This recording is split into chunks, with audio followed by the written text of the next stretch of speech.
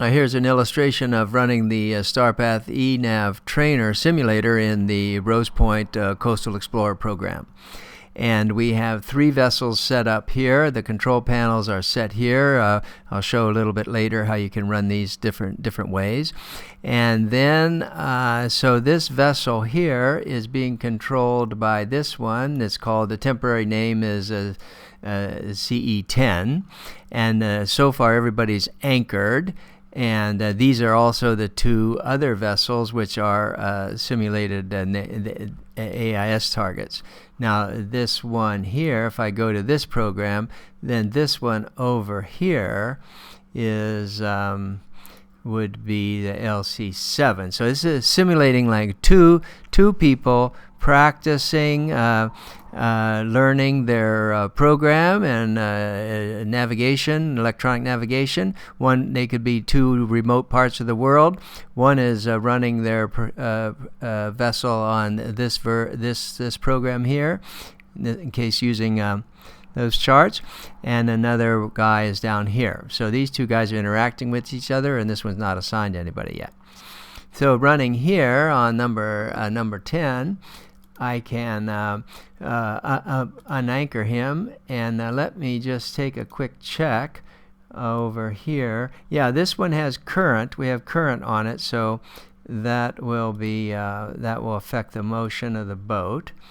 And so this guy is now underway. His anchor's off, but there's no engine, no way on.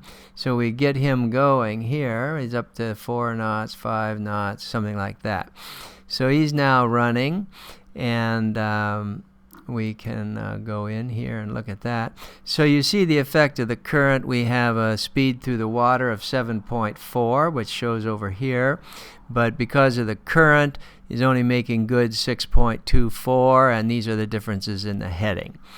So that works. And then this guy is now not moving. He's the other target, but we could make him, I'll save that and talk about that in a minute, but you'd interact with him in the normal way you would an AIS target. Here, let's just show one other thing we could do. We could maybe activate, can we activate that? Activate this waypoint. And now once that waypoint's activated, now we can measure the VMG, and people can study the VMG. Obviously, I'll make a better speed to the, I'm going 6.24, only making 4 to the waypoint. Obviously, I want to turn right if I can. So I'll just turn that guy to the right.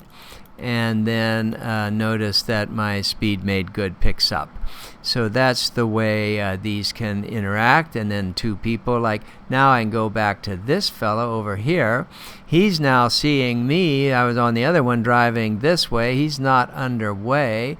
This is number 7, vessel 7, and you can give these any name you want. I'll get him underway and crank some speed on. And these 2 vessels actually could even talk to each other with our simulated VHF radio, so they don't have to be on the phone or anything. And so this fellow's underway now, and these 2 vessels can interact with each other. Notice this guy looks like he's driving, his heading and his cogs the same, so he's going straight. But if he happened to get a little current on him, let's put a little current on this guy, 2 knots to 90, say.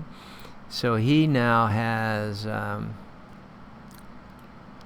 some current on him, and if we zoom in here again, he's got current to the 90 and he's headed there. Let's head him south a little bit. Let's see, am I on 7? Yeah, I'm on 7. So now if we're headed south, we now see a bigger effect of the current.